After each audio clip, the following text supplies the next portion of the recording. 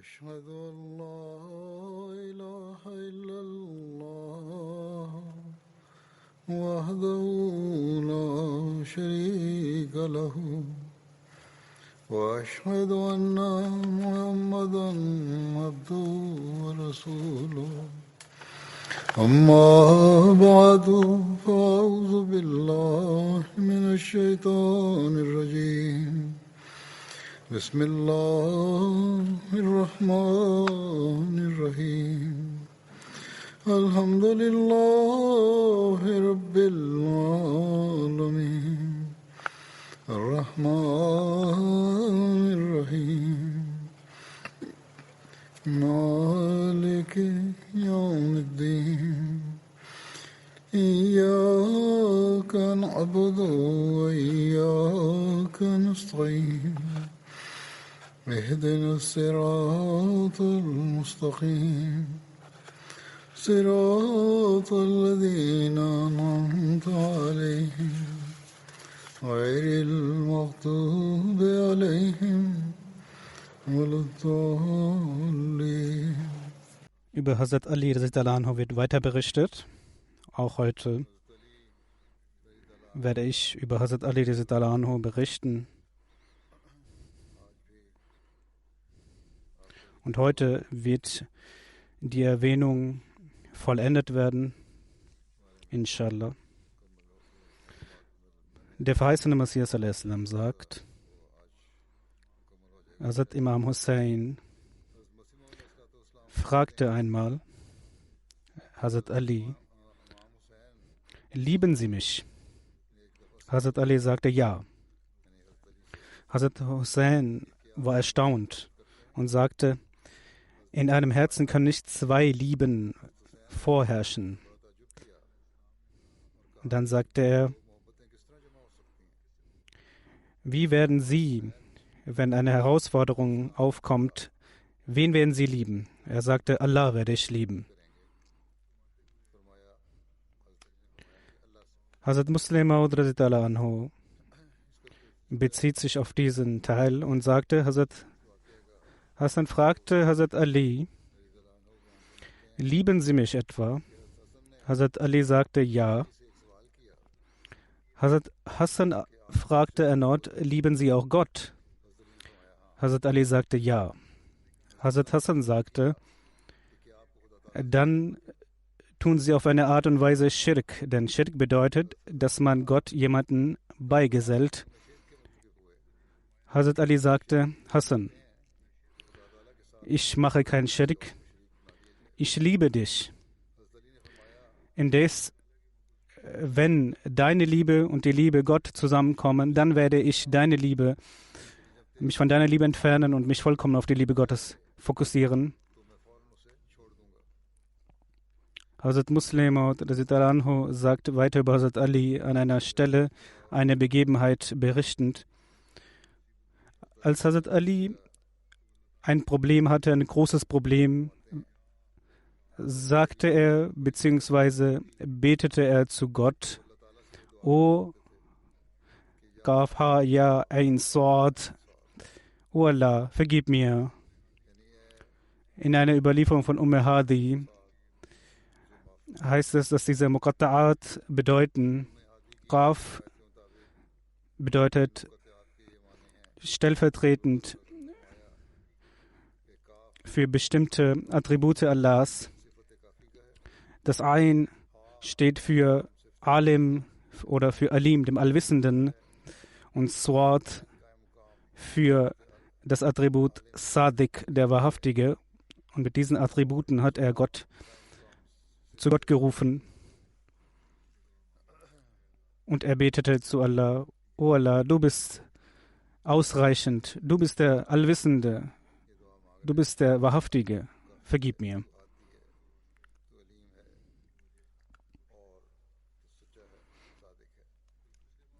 Hazrat Musleh Maud anhu sagt, die Exegeten berichten über eine Begebenheit von Hazrat Ali. Er sagte einmal zu einem seiner Bediensteten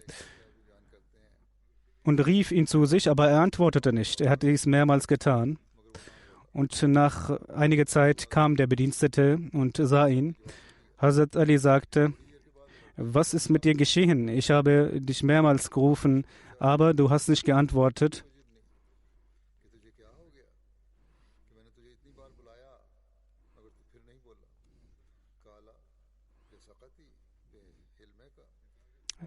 Er sagte: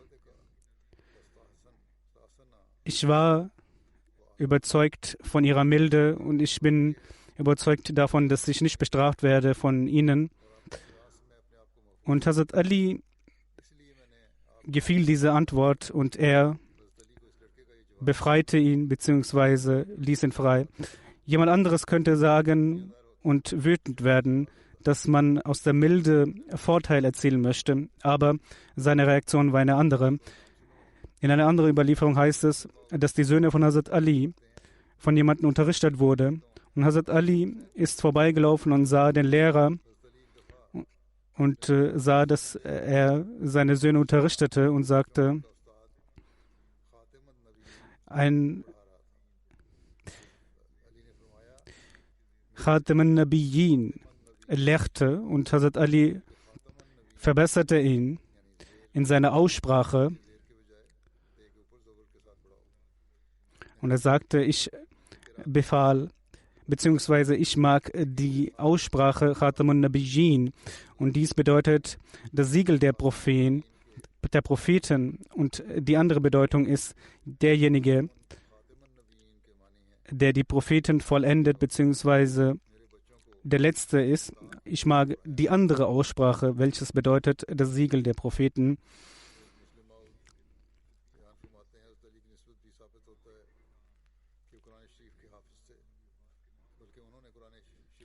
Es heißt auch in einer Überlieferung, dass nach dem Tod des heiligen Propheten sofort die Arbeit begonnen wurde, den heiligen Koran aufzuschreiben. Und Hazrat Muslim Maud sagt, ein Gefährte hat den heiligen Propheten sallallahu alaihi wasallam zum Essen eingeladen und einige Gefährten waren auch eingeladen. Auch Hazrat Ali war anwesend.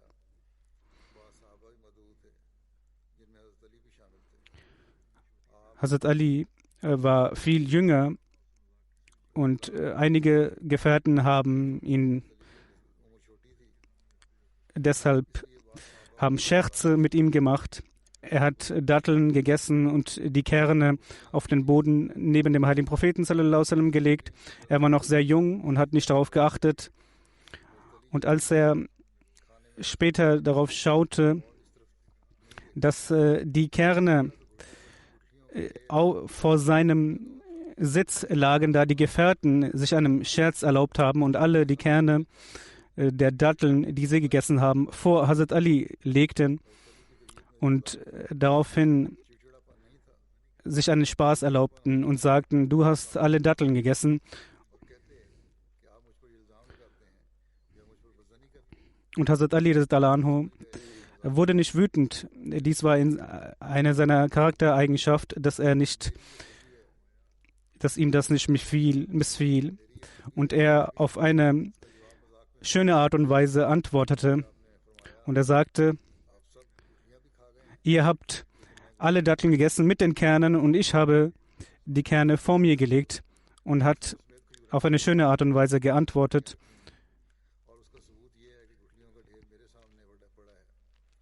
An einer anderen Stelle sagt Hazrat Muslim Maud über Hazrat Ali, in den Überlieferungen heißt es, dass der heilige Prophet sallallahu alaihi wasallam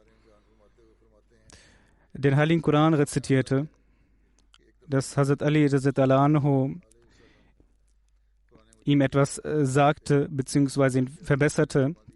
Und nach dem Gebet sagte der heilige Prophet sallallahu alaihi wasallam, das war nicht deine Aufgabe, ich habe bestimmte Personen dafür bestimmt im Gebet. Also sagt, im Gebet hat der heilige Prophet sallallahu alaihi wasallam den Koran rezitiert und der Hazrat Ali hat an einer bestimmten Stelle verbessert und der heilige Prophet sallallahu alaihi wasallam sagte, ich habe dafür bestimmte Personen bestimmt. An einer anderen Stelle sagt Hazrat Muslim Maud, es gibt das Gebot im heiligen Koran, dass wenn man einen Ratschlag vom heiligen Propheten sallallahu alaihi wasallam nimmt, man davor Sadqa geben soll. Und Hazrat Ali kam zu ihm und gab Sadqa und sagte, ich möchte gerne einen Ratschlag haben. Und man sprach miteinander. Und ein anderer Gefährte sah dies und fragte Hazrat Ali, was war das Thema, worüber hast du gesprochen? Hazrat Ali sagte, es war keine besondere Sache, aber ich habe beabsichtigt, dieses Gebot von Allah des Heiligen Koran zu erfüllen, damit ich dies auch erfüllt habe.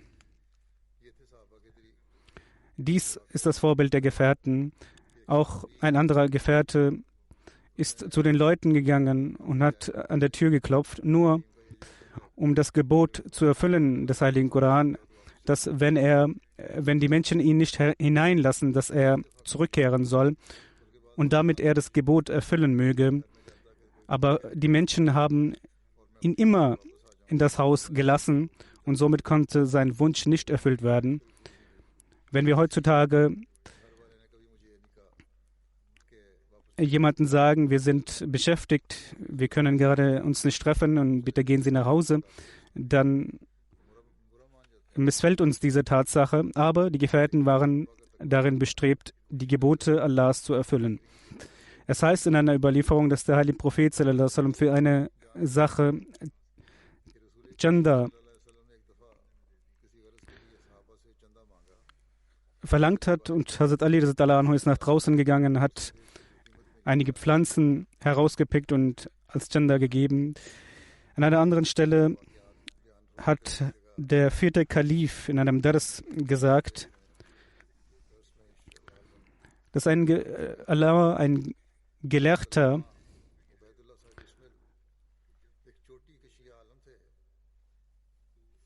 als dieser Gelehrte Ahmadi geworden ist,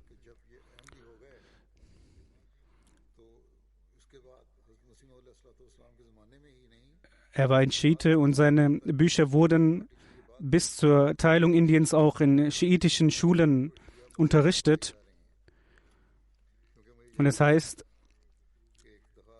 dass einige Schiiten zum Kalifen kamen und in diesem Gespräch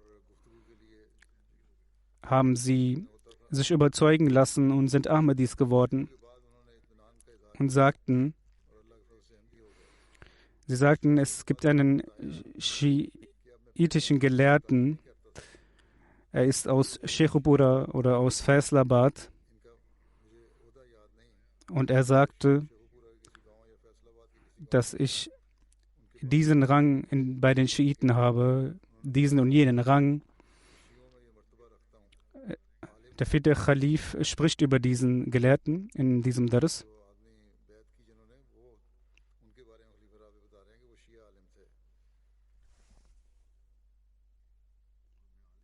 Und ich bin ein Gelehrter und ich habe einen besonderen Rang bei den Schiiten, aber ich möchte heute sagen, dass bis heute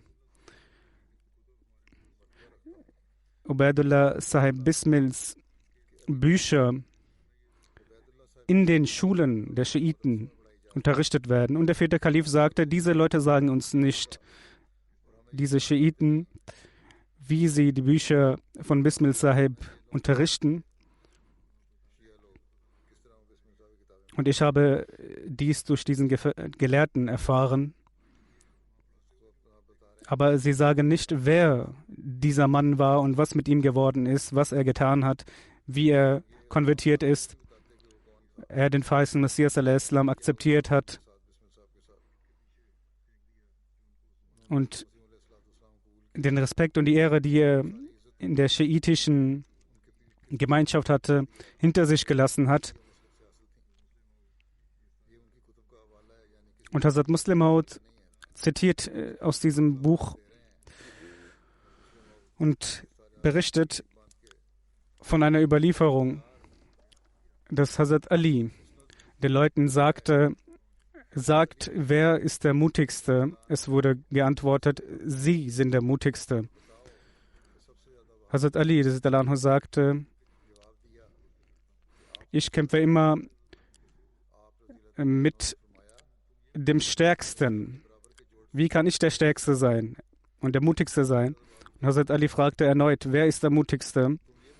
Und Bismil Sahib hat dies in einem seiner Bücher geschrieben. Die Leute antworteten, wir wissen es nicht. Sagen Sie es uns. Hazrat Ali sagte, der mutigste und tapferste war Hazrat Abu Bakr radhiyallahu anhu.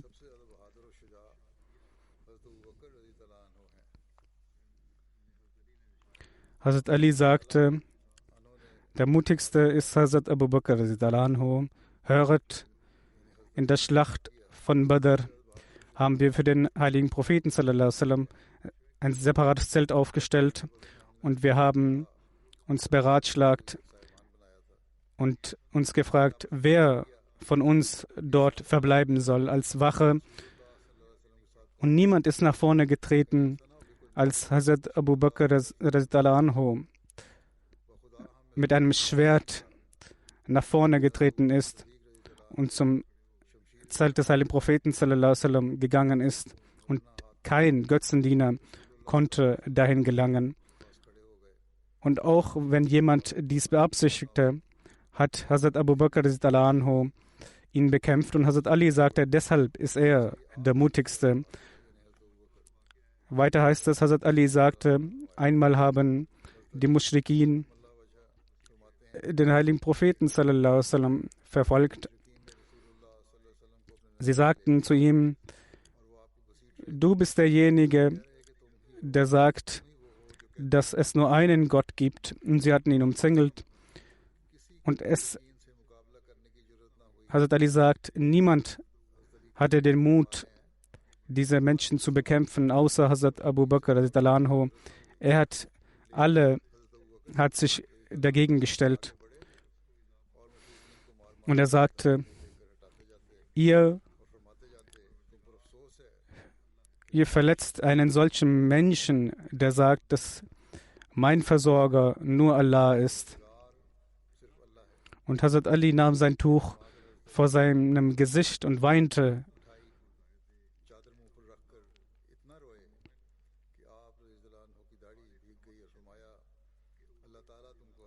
Und er sagte, waren die Gläubigen des Ali Pharaon besser oder Hazrat Abu Bakr radhiyallahu anhu? Denn er hat eine solche Gefolgschaft gezeigt und ist auf eine solche Art und Weise dem heiligen Propheten sallallahu alaihi wasallam gefolgt wie kein anderer. Und er ist viel besser und ehrenhafter als die Anhänger aus den Ali Pharaon.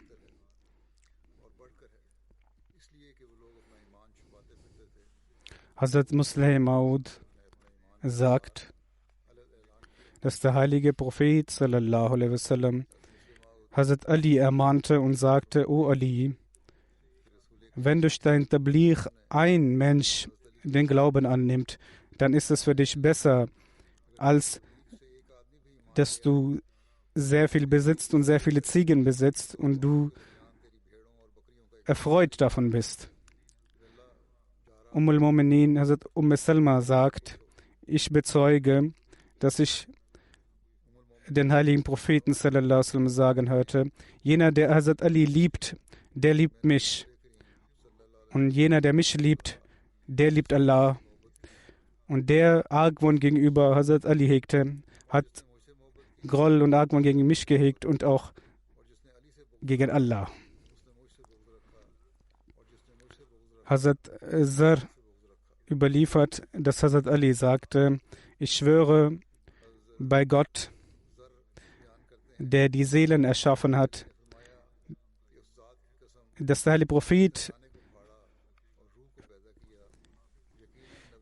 ein Eid abgelegt hat und gesagt hat, dass nur ein Gläubiger mich lieben wird und ein Heuchler wird dies nicht tun. Es heißt in einer Überlieferung, dass der heilige Prophet sallallahu alaihi wasallam ihn einmal rief, Hazrat Ali. Er sagt, ein Beispiel ist wie Jesus. Die Juden haben einen großen Groll gegen ihn gehegt und haben seine Mutter beschuldigt. Und die Christen waren in seiner Liebe zu Jesus so sehr und haben sich so sehr gesteigert, dass sie ihm einen solchen Rang gegeben, welcher er nicht besaß. Hazrat Ali sagte, es werden zwei Leute untergehen. Jene, die mich lieben und so sehr mir einen Rang geben, den ich nicht habe. Und zweitens jene Leute, die mich beschuldigen und anklagen.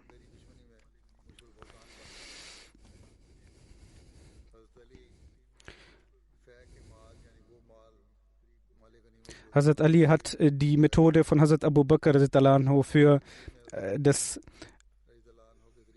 Male-Fa, für die Beute angewandt, die Hazrat Abu Bakr angewandt hatte.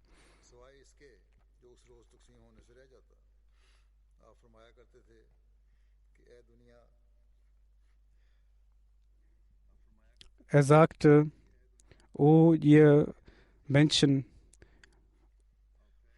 O Welt, betrüge jemand anderen. Er hat aus diesem Gut nichts entnommen und auch keinen Bekannten und Verwandten etwas gegeben.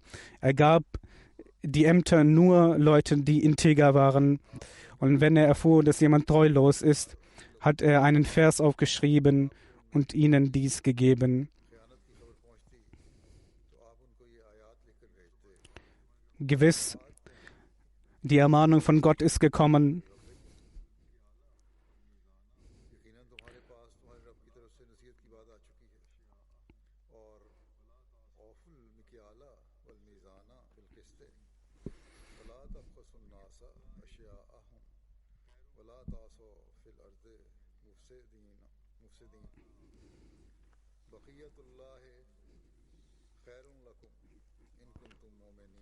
Die Übersetzung lautet, ihr sollt gerecht handeln und ihr sollt nicht den Menschen etwas Geringes geben und Wertloses und ihr sollt nicht Unfrieden auf der Welt entstehen lassen und jemand,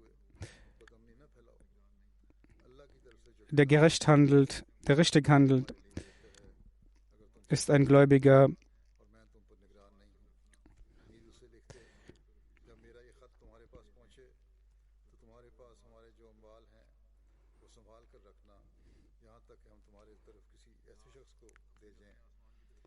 Hazrat Ali schaute zum Himmel und sagte, O Allah, du weißt, dass ich nicht das Gebot gegeben habe, die Rechte der Menschen zu verletzen und sich gegenseitig zu bekriegen. Es heißt in einer Überlieferung, man sah Hazrat Ali, als er aus Kufa hinausging und er hatte zwei Tücher.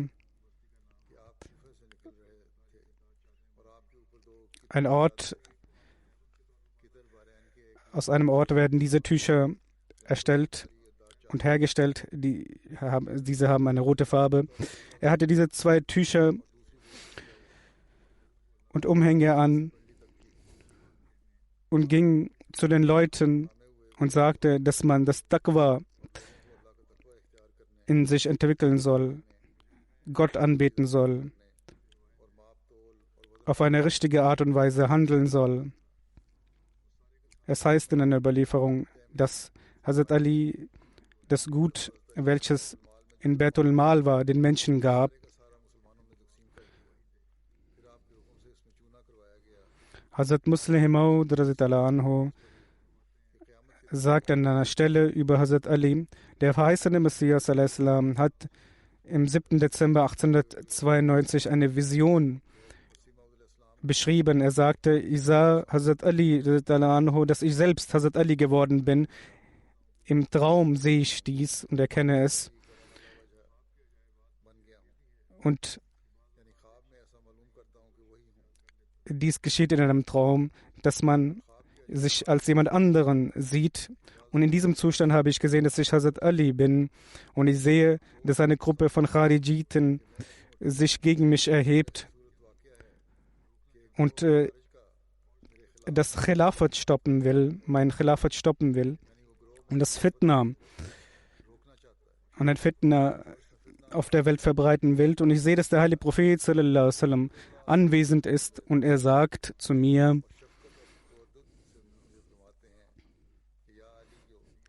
O Ali, du sollst dich vor diesen Menschen schützen, vor dem Gut dieser Menschen schützen. Du sollst dich von diesen fernhalten. Und der Heilige Prophet sallallahu alaihi wasallam hat dies gesagt und geboten als Geduld. Und er sagte, du bist auf der Wahrheit und du sollst dich von diesen Menschen fernhalten. Hazrat Muslim Maud radhiyallahu sagt, dass Hazrat Ali radhiyallahu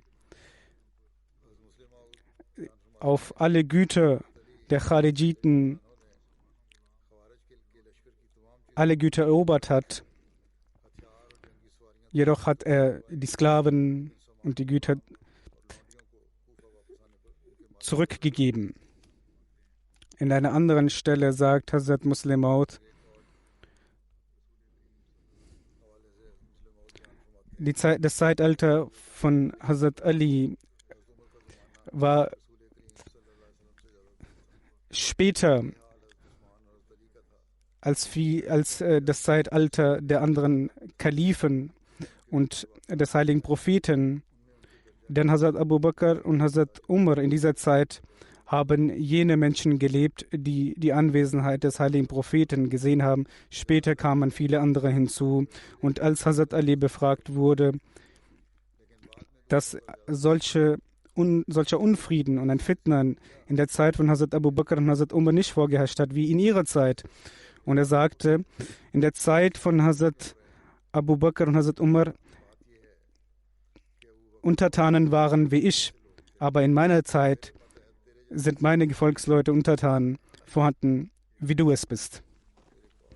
Es heißt, in der Zeit, als zwischen Hazrat Ali und Hazrat Muawiyah ein Krieg herrschte, kam Hazrat Abdullah bin Amr zu einem Gewährten und sagte, warum beteiligst du dich nicht in den Kriegen? Denn es heißt doch im Heiligen Koran,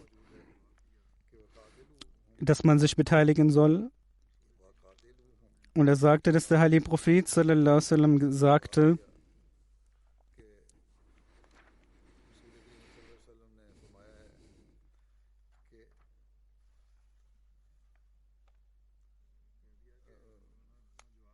er antwortete, dieses Gebot haben wir in der Zeit des heiligen Propheten sallallahu alaihi wasallam erfüllt, als die Muslime noch in einer kleinen Anzahl waren. Und dann, als der Islam sich verbreitet hat, dann gab es keinen Unfrieden bzw. Fitna, denn diese Kriege, die davor geherrscht haben, waren jene Kriege, die aus diesem Grund waren, dass man die anderen Menschen bzw. die Muslime aus ihrem Glauben entfernen wollte. Aber diese Zeit ist nun vorbei. Das war seine Ansicht. Es heißt, Hazrat Muslim Maud sagt,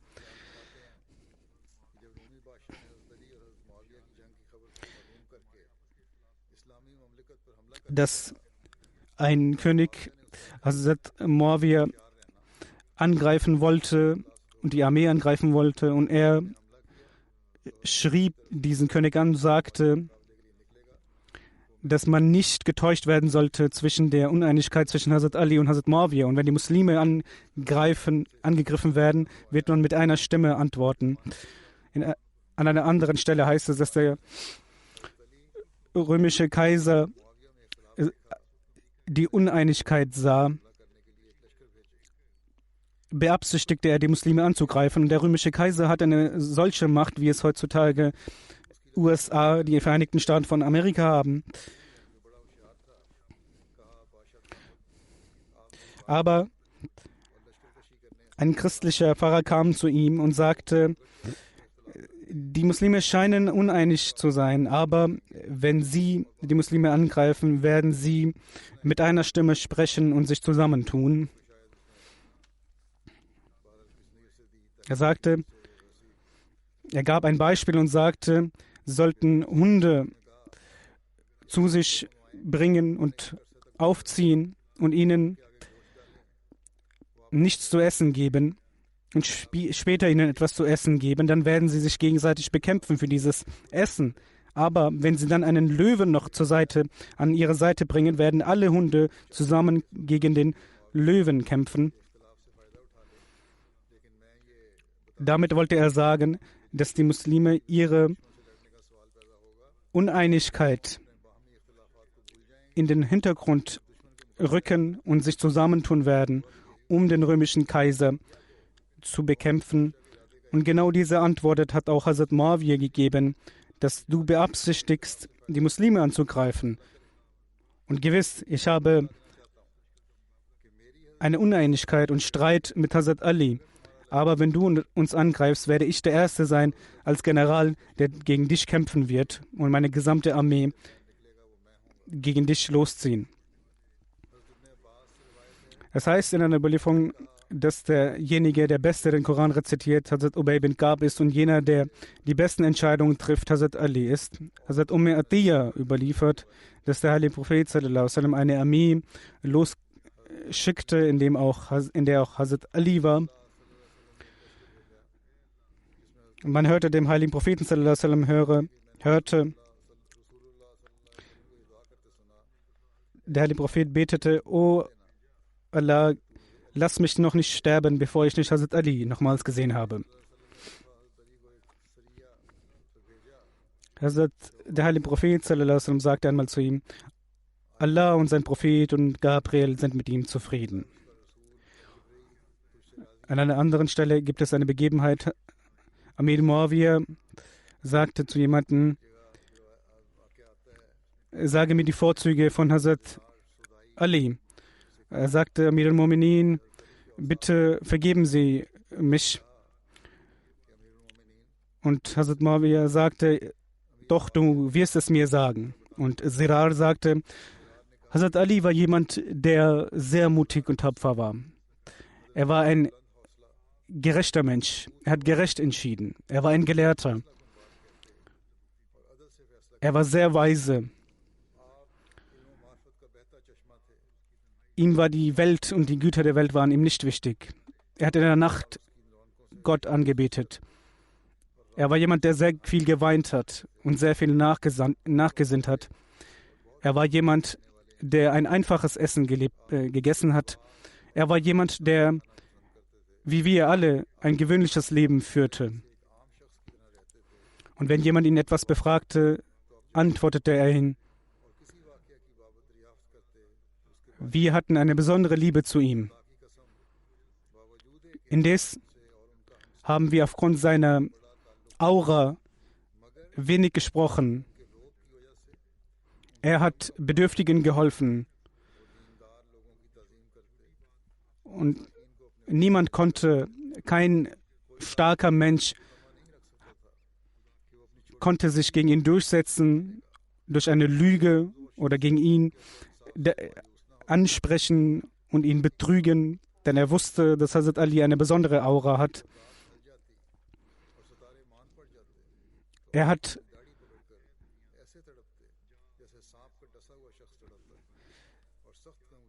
sehr stark geweint und hat gesprochen: O Welt, betrüge jemand anderen.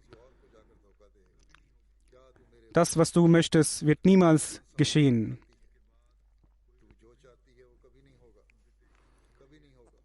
Denn dein Alter ist gering und du bist bedeutungslos. So sagt er, spricht hierbei metaphorisch: Du Welt, dein Alter ist sehr gering und du bist bedeutungslos. Die Reise ist sehr lang. Und all diese Dinge sagte er. Er beschrieb seinen Charakter und Amir Muawiyah begann zu weinen. Er sagte: Möge Allah ihn vergeben. Er war genauso. Er sagte: Sidar, wie traurig warst du, als er verstorben ist? Sidar sagte: Ich war so sehr traurig wie eine Mutter, deren Kind auf ihrem Schoße getötet wird. Hazrat Muslim Maud anhu sagt, es gibt eine Begebenheit in der Zeit von Hazrat Ali und dies wird in Tabari berichtet. Es heißt, Adl bin Usman berichtet. Und Hazrat Muslim Maud hat diese arabische Auszug zitiert. Ich werde dies weglassen. Inshallah. Dies wird veröffentlicht, wenn die Freitagsansprache auch schriftlich veröffentlicht wird. Ich werde die Übersetzung zitieren. Die Übersetzung lautet: Ich sah, dass Hazrat Ali außerhalb von Hamdan war. Er sah zwei Gruppen, die sich gegenseitig bekämpften, und er versöhnte diese. Und er war noch nicht weit entfernt, als er eine Person hörte, die sagte, eine Person Gottes soll kommen, um mir zu helfen. Und er ging zu dieser Person und rannte zu dieser Person und sagte, Hilfe ist gekommen, Hilfe ist gekommen. Und als er an diesem Ort gelangte, sah er, dass eine Person eine andere bekämpfte. Und als Hazrat Ali sagte, O Amirul Mu'minin, ich habe dieser Person ein Tuch verkauft für 9 Dirham und die Bedingung war,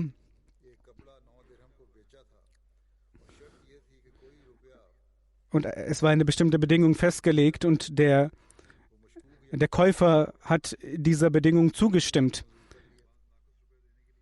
Und als er nun zu mir gekommen ist, als er mir Dirham geben wollte,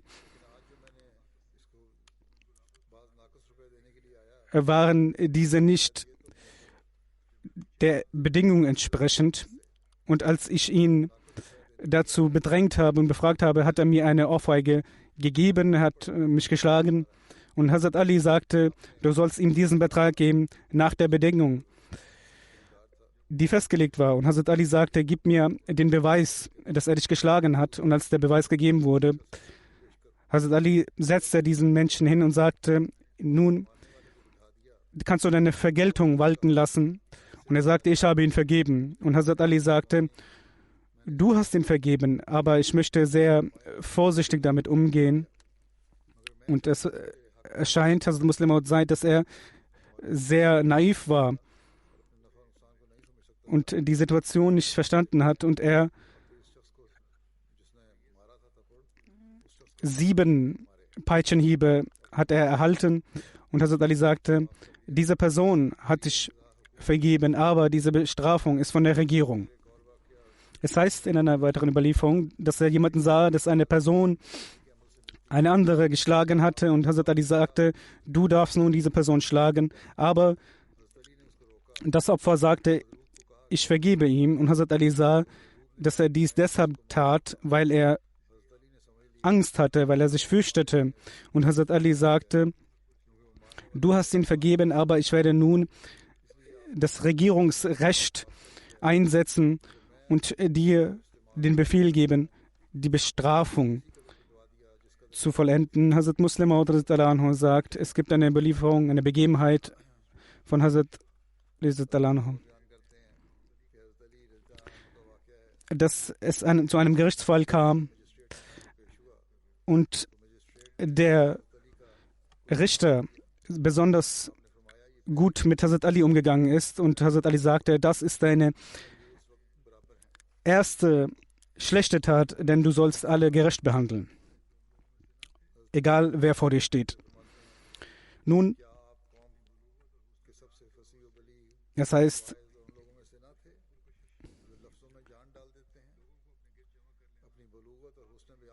er war jemand, Hazrat Alis Charaktereigenschaften werden beschrieben, er war jemand, der sehr schnell Leute um sich versammeln konnte und überzeugen konnte. Der fassende Messias a.s. sagte, ich bin überzeugt, dass niemand ein Gläubiger und ein Muslim werden kann, bis er nicht die Farben von Hazrat Abu Bakr, Hazrat Umar, Hazrat Usman, Hazrat Ali übernimmt. Diese Menschen haben sich dem Glauben hingegeben. Weiter sagt er, die Kharijiten waren Heuchler und Ungläubige.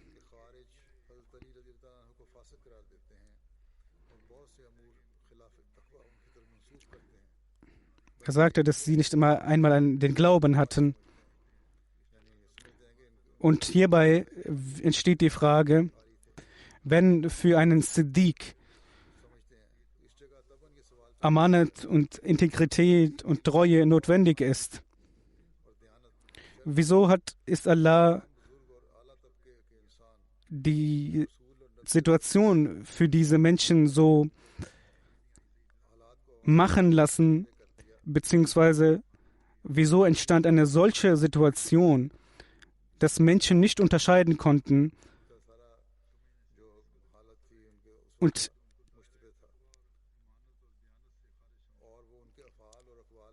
nicht die Wahrheit erkannt haben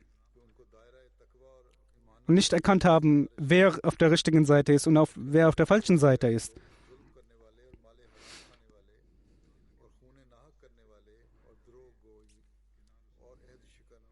Es gibt auf der Welt sehr viele Personen, die keinen Anspruch erheben, ein Prophet zu sein, ein Gesandter zu sein oder ein Khalifa zu sein.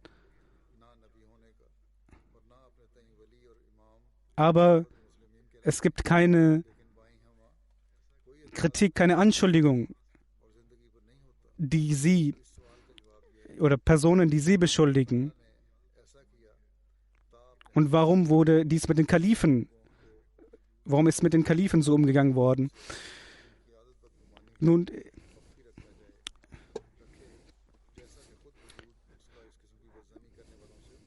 das heißt, jene, die es sagen, sind selbst unwissend, unglückselig. Jene, die schnell in Beschuldigungen sind, das sind jene, die keine Taqwa besitzen. Und diese Menschen beschuldigen jene, die Muttaqis sind.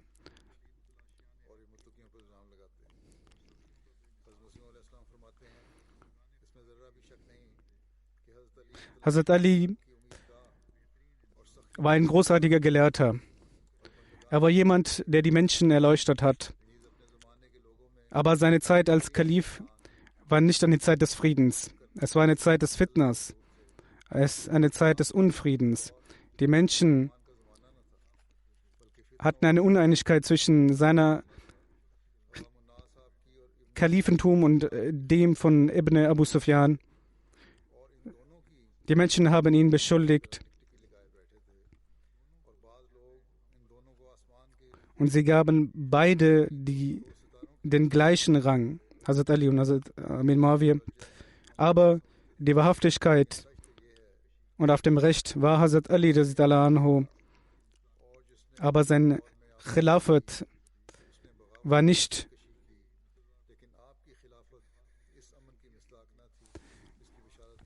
ein solches, in dem Frieden herrschte.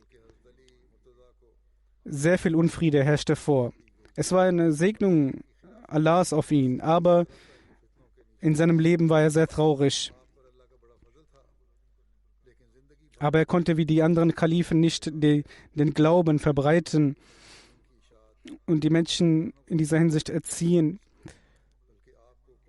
Die Menschen haben sich nicht als unterstützende Kraft sich mit ihm versammelt. Sie haben ihm Pein gegeben, sie haben ihm Schmerz gegeben. Er war sehr geduldig. Er war einer von den Salihin. Aber es ist nicht möglich,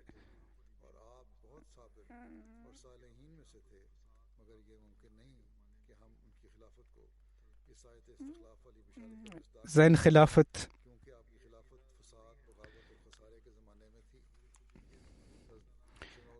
unter dem Eid Istakhlaf stellen. Es heißt, der Heilige Messias sagt, Hazrat Abu Bakr, Hazrat Umar, Hazrat Usman und Hazrat Ali waren treue im Glauben und loyal im Glauben.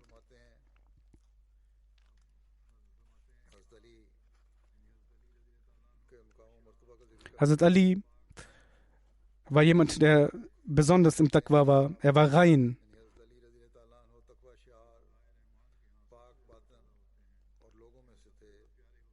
Er war ein sehr geliebter Mensch von Gott.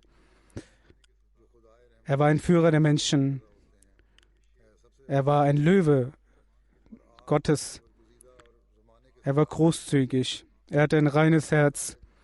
Er war sehr mutig, der seinen Platz im Kriegsfeld nicht verlassen hat, auch wenn eine gesamte Armee von Feinden vor ihm stand. Er hat sein gesamtes Leben in Schwierigkeiten gelebt. Er hat den Menschen geholfen. Er hat die Probleme der Menschen gelöst. Er hat sein Leben verbracht, indem er Bedürftigen geholfen hat und sehr großzügig war. In Kriegen, wo mit Pfeilen und Bogen gekämpft wurde, mit Speeren gekämpft wurde, gab es besondere Begebenheiten über ihn. Durch seine Worte hat man Reinheit erlangt und den Beweis für den Glauben erhalten. Er hat eine besondere Ausdrucksweise und keiner konnte mit ihm argumentieren. Er war vollkommen in seiner schönen Art und Weise der Aussprache.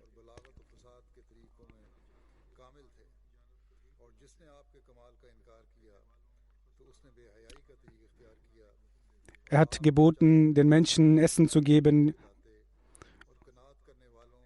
den genügsamen Essen zu geben, den Menschen zu helfen. Er war jener, der die feinen Bedeutungen des Heiligen Korans konnte und verstanden hat. Der verheißene Messias sagt, ich habe Hazrat Ali im Wachzustand gesehen. Mir wurde die Exegese gegeben, die er getätigt hat, und er sagte, gesegnet seist du. Hazrat Ali hat die Exegese dem verheißenen Messias gegeben, und er sagte, gesegnet seist du. Und der verheißene Messias streckte seine Hand aus und habe dieses Tafsir, die Exegese, genommen und habe Gott gedankt.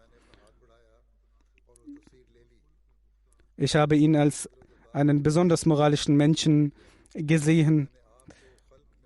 Ich habe ihn erleuchtet gesehen. Und ich sage es überzeugend, dass er sehr lieb und mit mir mild umgegangen ist. Und in meinem Herzen wurde hineingelegt, dass er meine Botschaft und meine Aufgabe kennt. Und er weiß die Uneinigkeit zwischen mir und den Schiiten. Aber er hat kein Missfallen gezeigt. Er hat sich mit mir getroffen und er war aufrichtig in seiner Liebe. Und er hat Liebe gezeigt, wie es Wahrhaftige zeigen. Und mit Hazrat Ali waren Hazrat Hassan und Hazrat Hussein und auch der heilige Prophet sallallahu alaihi wasallam. Und mit ihnen war eine sehr gesegnete, reine, geehrte, erleuchtete junge Frau, die ich sehr traurig wahrnahm. Aber sie versuchte, ihre Trauer zu verbergen. Und in meinem Herzen wurde hineingelegt, dass sie Hazrat Fatima Zahra ist. Sie kam zu mir und ich lag. Sie setzte sich und sie legte meinen Kopf auf ihren Oberschenkel. Und sie sah zu mir und war sehr traurig und war beunruhigt, wie eine Mutter beunruhigt ist. Einige kritisieren diese Aussage und sagen, sein Kopf wurde auf das Bein gelegt. Und wieso dies gesagt wurde. Und Hazur sagt, dies ist eine Liebe, die eine Mutter zeigt. Aber jemand, der üble Gedanken hegt, schlechte Gedanken hegt, wird dies kritisieren. Man muss die gesamte Passage betrachten, welche Liebe und in welcher Beziehung dies gesprochen wird. Der weiße Messias sagt weiter, ihre Trauer ist deshalb zu verstehen und in dieser Hinsicht zu verstehen, dass wenn ist aufgrund der Uneinigkeit, aufgrund des Zwists und der Unrechts, der vorherrscht. Und dann kamen Hazrat Hassan und Hazrat Hussein zu mir und haben mir brüderliche Liebe gezeigt. Es ist eine Vision, die seit einigen Jahren ich gesehen habe. Und es ist eine solche feine Art, die nur Gelehrte verstehen, beziehungsweise Allah durch seine Allwissenheit dies zeigt. Ich bin und ich sehe Hazrat Hussein und Hazrat Hassan als Brüder.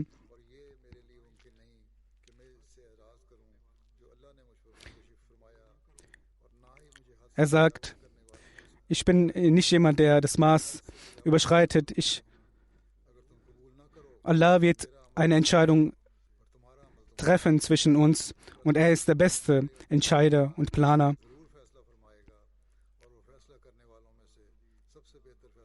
Hier endet die Erwähnung von Hazrat Ali radhiyallahu anhu. Inshallah wird nächstes Mal die weiteren Erwähnungen fortgesetzt. Ich möchte nun verkünden, dass nach dem Gebet einen neuen TV-Kanal eröffnen werde, welches 24 Stunden ausgestrahlt wird mit dem Namen MTA Ghana. In Ghana wurde ein Studio etabliert 2017 und Abdul Wahab Abid Sahib, der verstorbene Rabbi Charge, mit seinem Namen wurde dies eröffnet. Nun, in den verschiedenen Programmen von MTA Afrika wurden 60% der Programme in diesem Studio produziert. Es sind 17 Angestellte in diesem Studio, die arbeiten und einige Freiwillige, die arbeiten. Wahab Abid Studium ist einer der moderneren Studios und sind verschiedene moderne Dinge vorhanden.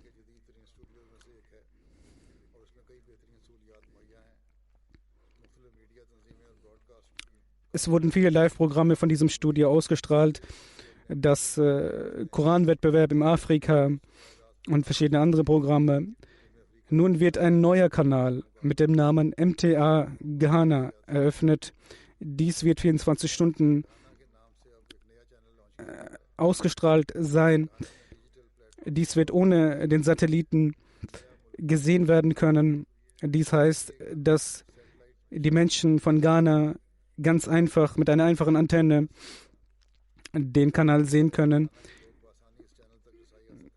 Dieser Kanal wird genau dort zu sehen sein wie alle anderen TV-Kanäle in Ghana. Sehr viele Menschen können davon profitieren. Von Norden und Süden, im kompletten Raum Ghanas wird man dies sehen können. Es werden verschiedene Programme produziert werden, in Englisch und in anderen Sprachen, Regionalsprachen. Die Aufgabe und das Scheduling wird eine Mannschaft der Lejna erfüllen. Es werden erzieherische Programme und Tabliebe-Programme produziert werden. Und man wird die Menschen die Botschaft des Islam erklären und verbreiten.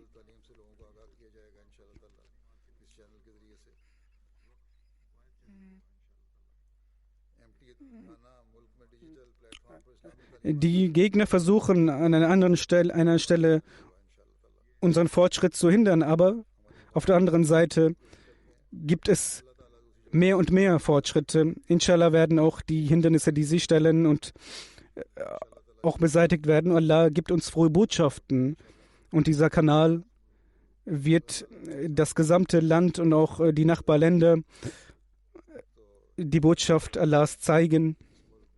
Und wie ich bereits sagte, wird nach dem Gebet dieser Sender eröffnet werden. Die zweite Sache möchte ich sagen, und ich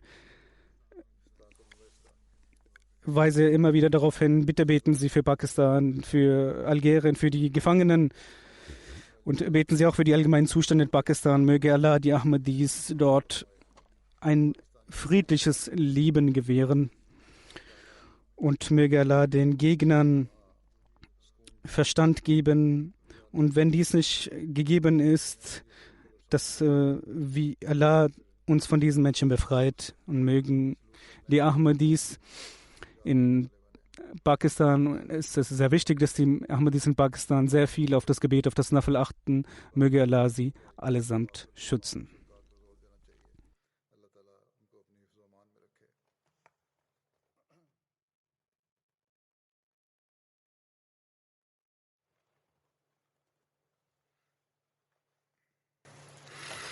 Alhamdulillah, alhamdulillah, nahmaduhu wa nasta'inuhu wa nastaghfiruh. ونؤمن به ونتوكل عليه ونعوذ بالله من شرور أنفسنا ومن سيئات أعمالنا من يهده الله فلا مضل له ومن يضلله فلا هادي له ونشهد أن لا إله إلا الله ونشهد أن محمدا عبده ورسوله عباد الله رحمكم الله إن الله يأمر بالعدل والإحسان وإيتاء ذي القربى وينهى عن الفحشاء والمنكر والبغي يعظكم